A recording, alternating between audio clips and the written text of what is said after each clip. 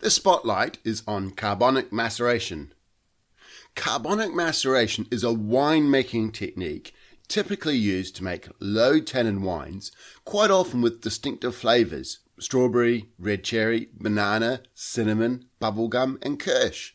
It's quite often used in Beaujolais, but it's also widely used in a number of regions for different reasons. The key thing about carbonic maceration is that it relies on a process known as intracellular fermentation.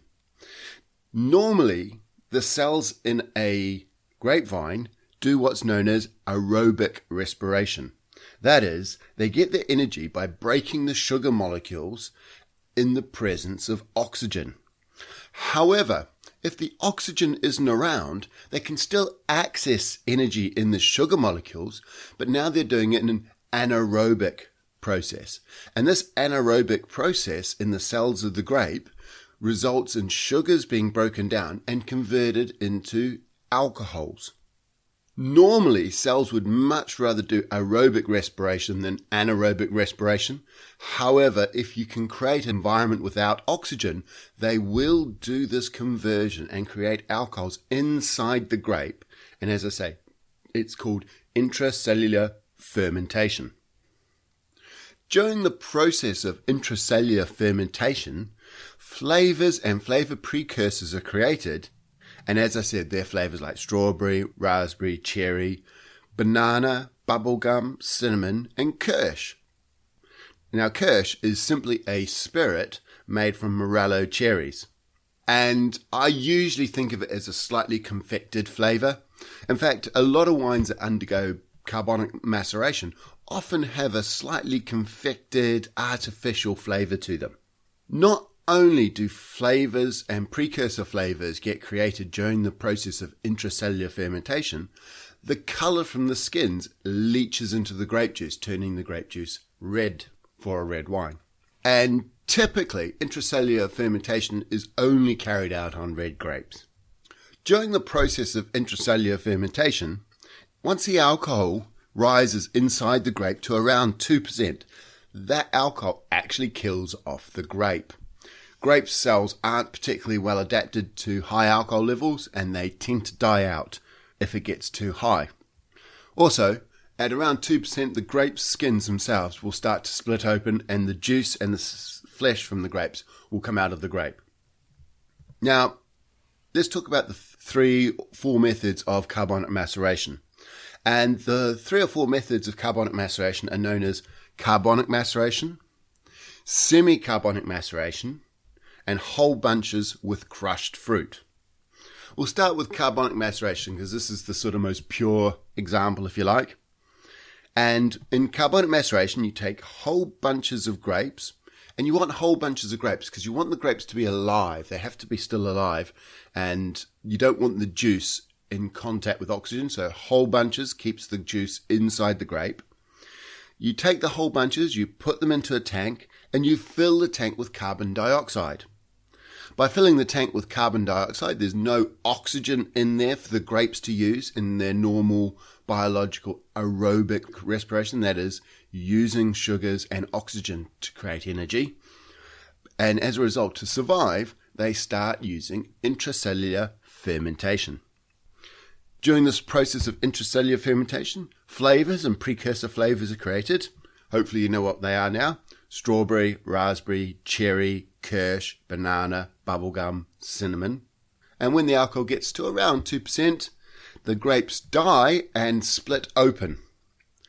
Usually at this point, what you do is you get the grape skins and the mass, and you press it at that point, get the juice off the skins so you don't get any tannins and colour from the skins. And then you ferment that resulting juice as you would normally.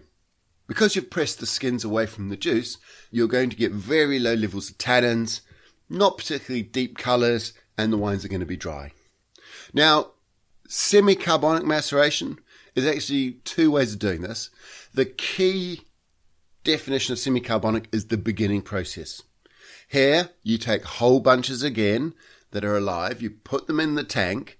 You don't add carbon dioxide this time, but the grapes at the bottom of the tank will be crushed and they will start fermenting with ambient yeast.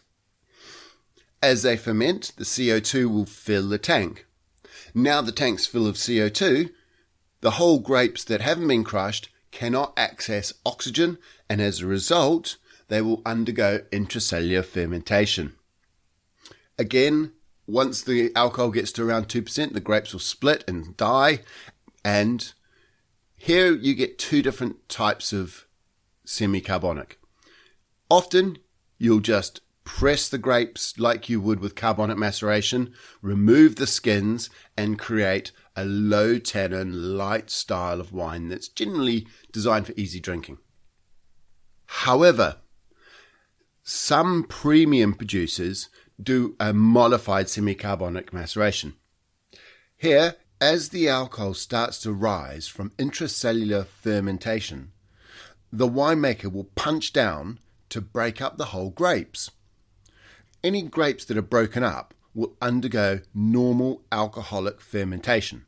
Normally the punching down will start while the intracellular fermentation is underway, and usually it'll finish when all the grapes are broken up, although the winemaker may continue to punch down to increase skin extraction. At this point, you're going to have lots of fermenting juice in contact with skins, so you're going to extract colour, tannins, and some additional flavours from the skins. This extraction of colour and tannins means that the wines have a lot more structure to them, and the flavours from intercellular fermentation are often unnoticeable, and the wines are going to have a fresher, fruitier flavour to them. This method involving punching down can be used to create high quality wines. Whole bunches with crushed fruit is the final method of carbonic maceration. Here, get part of your grapes and you'll crush them and put the crushed grapes and the skins in a tank like you would for a normal red wine production. You will then add whole bunches to the grape must. Because the tank's full of juice, the grapes will stop getting access to oxygen as they are often submerged in the grape must. And as a result, the whole bunches will undergo intracellular fermentation. The winemaker will start punching down and breaking up those whole bunches until all the whole bunches are gone. The resulting wines will have tannins and colour similar to normal alcoholic fermented wines. However, winemakers often describe the texture being a little bit silkier and the fruit being fresher and brighter. At this point, I just want to draw your attention to the four methods. The first two methods, carbonic maceration and semi-carbonic maceration, there's no punching down and you press the skins as soon as the grapes start splitting at around 2% alcohol, resulting in low tannin wines. The modified semi-carbonic maceration where you punch down, or whole bunches with crushed fruit, again with punching down, results in lots of skin contact to the juice, and as a result these wines are going to be less intracellular flavours and more tannins and colour, and taste more like a normal wine but more brighter fruits, silkier texture, etc. One thing is certain though, all four methods use whole bunches. And the thing about whole bunches is they've always got stems. You cut the bunch off the vine, there's still stems connecting each grape in that bunch. Now, if you add some stems to the grape must, the stems will impart tannins. If the stems are ripe, they'll impart ripe tannins that are quite nice. If the tannins from the stems are unripe, they'll pass astringent tannins to the final wine. Some grape varieties tend to get quite ripe stems. Pinot Noir, Gamay, they're all okay.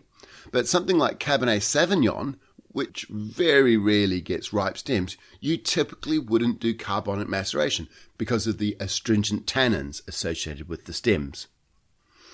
The other thing that whole bunches require is hand harvesting. So carbonic maceration wines hand harvested. Now this is quite surprising because people often think of hand harvesting as being quite expensive compared to machine harvesting. Right, let's have a look at who uses this technique around the world. And it's used a lot in Burgundy. Premium Pinot Noirs from Burgundy use semi-carbonic. method with punching down to create brighter, fruitier wines. Beaujolais in Burgundy uses the Gamay grape, and here they can use full carbonic maceration, semi-carbonic maceration, whole bunches with crushed fruit. They use the whole range of carbonic maceration techniques, and some producers do not use carbonic maceration techniques at all. In fact, Beaujolais is the key region for carbonic maceration typically. It's below Macon and above the northern Rhone, and they produce a huge range of styles and use a number of different techniques. If you look at Beaujolais as a region, you've got 3 quality levels. You've got Beaujolais, you've got Beaujolais Village, and Beaujolais Crus.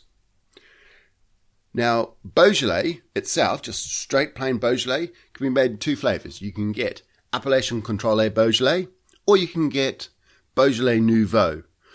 Both of these typically would be expected to use carbonic maceration.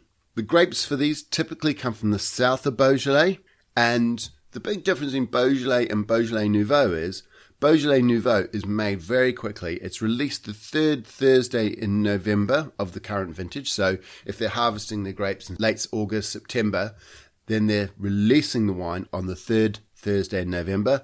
And once you get to the 31st of August the following year, it can no longer be sold by wineries and negociants. Beaujolais Nouveau tends to be quite light-bodied, low in tannins, red berry, kirsch, banana, cinnamon, and bubblegum flavours. And because it's quite low in tannins, you can actually serve it chilled. So Beaujolais Nouveau and Beaujolais are wines that can often be served chilled. Beaujolais Village typically comes from the northwest of the Beaujolais region. Here you've got rolling hills made up of granite soils.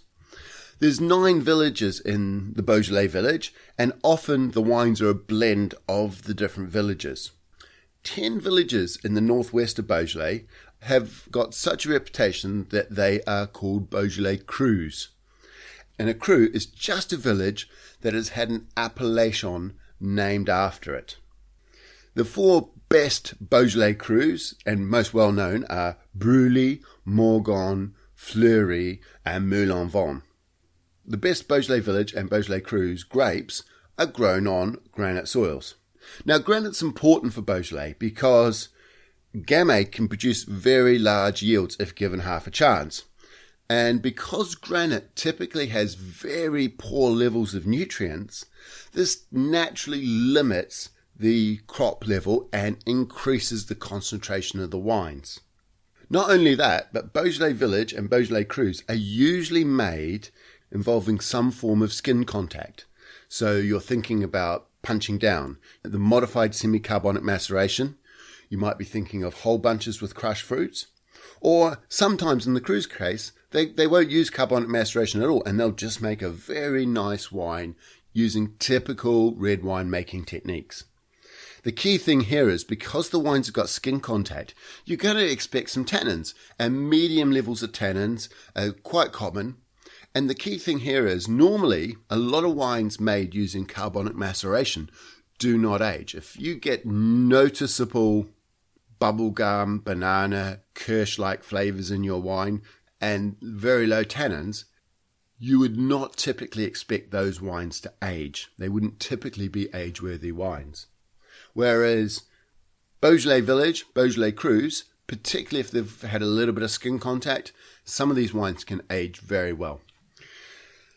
As I said, they use a range of methods, from normal winemaking through to semi-carbonic with punching down or whole bunches with crushed fruit. Typically, most Beaujolais, even the Crus, don't typically get exposed to any oak at all. In terms of other places in the world that use carbonic maceration or semi-carbonic maceration or whole bunches and crushed fruit, it's actually used a lot more than you would think. We've already mentioned Burgundy using the modified semi-carbonic for some of their premium wines. Also, if you head further south into northern Rhone, you'll find that Saint Joseph also produces lighter styles of wine using carbonic methods. Saint Joseph can produce very concentrated wines in the style of Hermitage, but it can also produce wines that are much lighter and easy drinking. In Spain, if you drink a wine that's an unaged Joven, there's a fairly good chance it's undergone semi-carbonic maceration. And even the famous Rioja region where you get Jovens there, sometimes you'll taste those banana, bubblegummy, cinnamony flavours from a carbonic method. Obviously, in Rioja, you can make age-worthy reds. Obviously, in Rioja, when you've got your Caranthas, Reservas or Grand Reservas, these wines are designed for some aging, and carbonic maceration is not necessarily the most suitable style for wines that age. In fact, if you get obvious banana, bubblegum, confected flavours coming through, you would normally say that wine is not going to age. So how do we deal with this in the WSET tasting exam? First of all, if you ever look at the SAT guide, the flavours, you'll never see the description bubblegum. However, as an examiner, if WSET have specified to me that I must supply a wine with carbonic flavours, then they will add in the marking key the term bubblegum. So don't be afraid to use the term bubblegum. The other thing about wines made from carbonic maceration is they're normally quite simple. But if you use the normal rule of what gives you complexity, and that complexity is usually associated with how many clusters you're using. If you look at the typical number of clusters from a wine with carbonic maceration, you've got banana, which is tropical fruits. You've got red fruit, strawberry, raspberry, red cherry. You've got kirsch, which is a different cluster again. So that's 3 clusters. Cinnamon, that's 4 clusters. So you would normally go, oh, I've got 4 clusters. This is a complex wine. However, you've got to remember that the clusters represent either a climate or a method of winemaking that can add complexity. So whenever you look at the fruit flavors, red fruits, black fruits, cooked fruits, then these are giving an indication of the ripeness. If you look at winemaking techniques, you've got oak influence, you've got malolactic influence, you've got lees contact. They all give you complexity from doing different activities. And finally, when you look at the aging of wines, you've got dried fruit flavors, you've got bottle-aged flavors as well.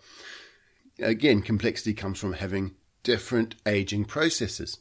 Well, carbonic maceration produces a range of flavors that span lots of different clusters, but they're coming from a single winemaking process. So you would treat the flavors from carbonic maceration as being from a single cluster, even though they come from tropical fruits, spices, red fruits, cooked fruits. They are still from a single process, and you would class them as coming from a single cluster, which means that normally when you get these overt confected flavors in your wines, you would class the wine as simple, even though it looks like it comes from a number of different clusters. So if you do get carbonic flavors in your wine, don't be afraid to use the term simple. It's very common for this style of wine. And as I say, bubblegum will appear on the examiner's sheet, so don't be afraid to use that. The final thing is, don't forget, if you detect overt confected carbonic flavors in your wine and it's got low tannins, that wine will not age. It's lacking tannin structure, but also the flavors from carbonic wines don't tend to age well.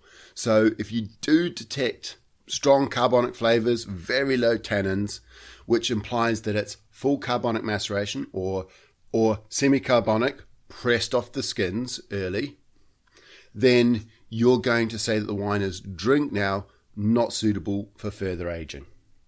Okay, that ends our look at carbonic maceration.